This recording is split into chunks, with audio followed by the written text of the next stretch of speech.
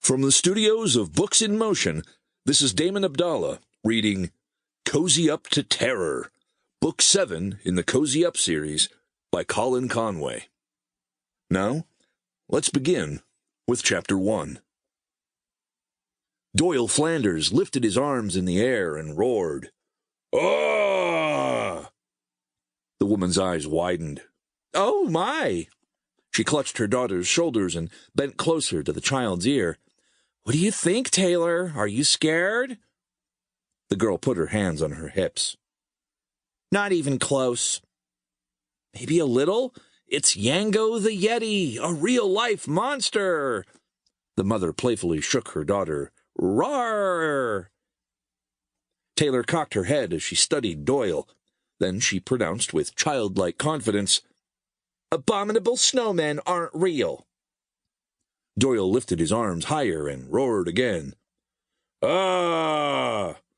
It wasn't any more enthusiastic than his first outburst, but he felt a second growl was necessary for this kid. He wriggled his fingers for additional scariness. "He looks like a wet dog." The mother's eyes popped wider. "Taylor! He smells like one, too." "He does not." The woman looked up at Doyle. "It's not that bad."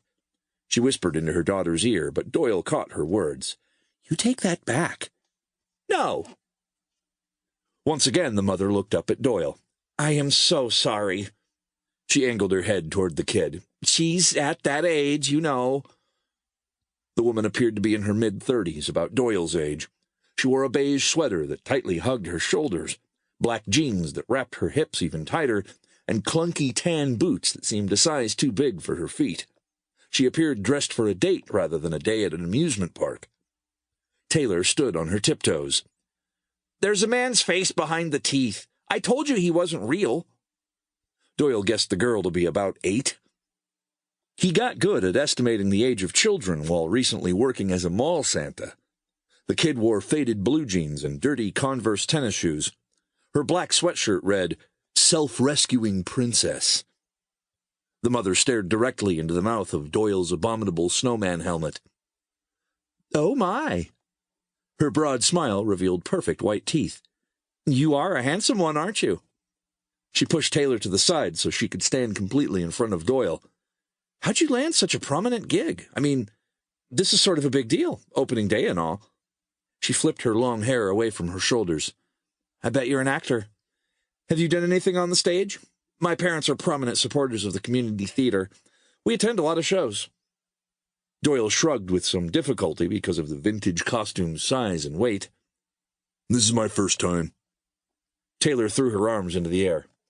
"And now he's talking?" "Shush," the mother said. Her eyes narrowed as she leaned even closer to the mouth of the abominable snowman. "You're obviously a natural." "But he broke the fourth wall, Mom." The woman exaggeratedly rolled her eyes before bending to her daughter.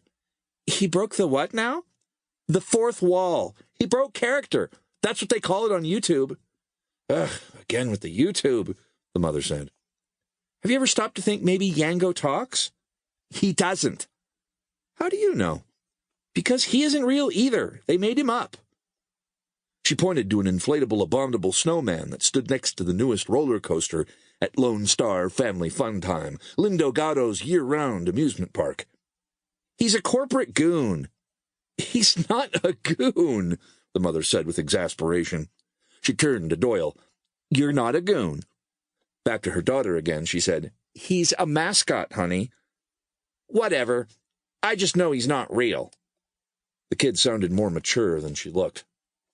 "Okay, but what about the real Yeti?" the mother said. "They're not real either. I already said. It's like common knowledge. Duh." For whatever reason, Doyle felt the need to defend his existence.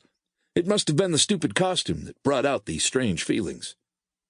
"I'm real," he said. Once more, Taylor tossed her hands in the air. "Again with this guy." She glanced at the nearby group of kids. They'd moved closer to get a better look at Doyle. "Where do you think they found him?" one boy asked. "The Himalayas or something?" "More like a museum," a second girl said. "How old is that costume?" "It's the original Yango," another boy offered. Sample complete. Ready to continue?